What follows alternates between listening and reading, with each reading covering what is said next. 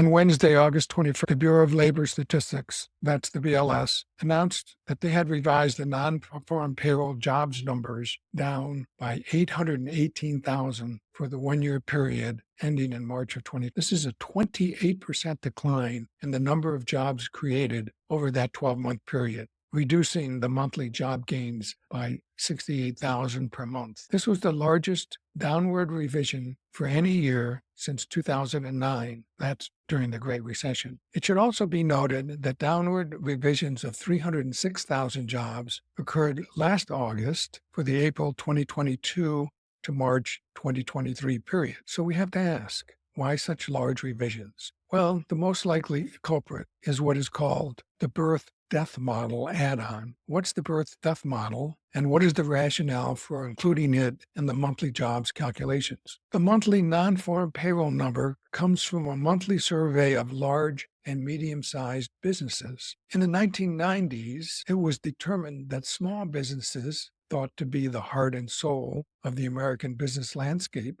ought to be included. So the folks at the Bureau of Labor Statistics collected some data and built a model that concluded that the growth of the U.S. economy and the number of small businesses go hand in hand. So the BLS simply adds that trend number. They seasonally adjust it, but they add that trend number every month to their survey of large and medium-sized businesses. Well, this trend number amounts to somewhere between 75,000 and 125,000 jobs per month. It's just a trend line. It's not influenced by current economic conditions. Now, we know that there's market data out there that gives us a clue as to the health of small businesses.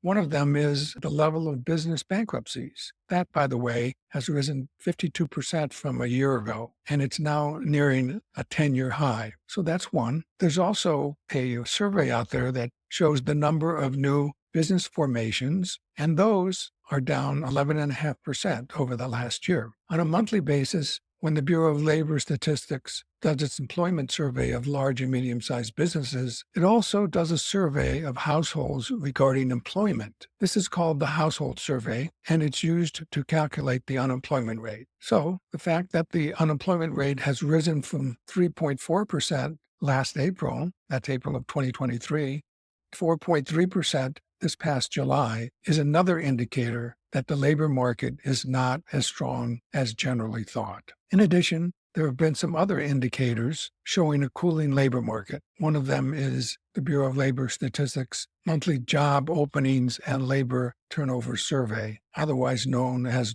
This has shown a rapid cooling in job openings. It shows a lengthening of time to find a new job once an employee is laid off. And the rising number of layoffs is another indicator, and that's been documented by the firm Challenger, Gray, and Christmas. Jobs, and the number of jobs, are a key metric in assessing the health of the economy. We suspect that the large reduction in the estimated number of new jobs, along with the marked slowing in GDP growth, will cause the Fed to begin reducing interest rates at its September meeting.